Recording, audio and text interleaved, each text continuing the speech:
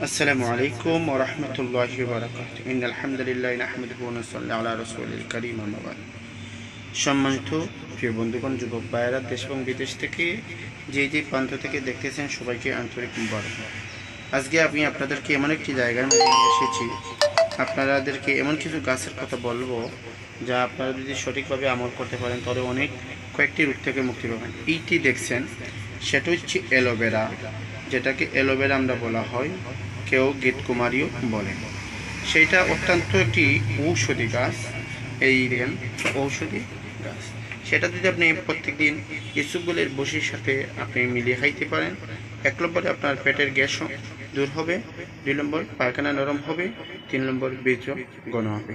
এবং আরেকটি উপকার হচ্ছে, সেটা যদি আপনি আপনার লিঙ্গে মালিশ করতে পারেন, সেটার ভিতরের যেটা, তাহলে লিঙ্গ শক্ত হবে এবং মজবুত হবে। দুর্বল লিঙ্গ মোটা হবে, শক্ত হবে এবং স্ত্রীর সহবাসে দীর্ঘক্ষণ সহবাস করতে পারবেন।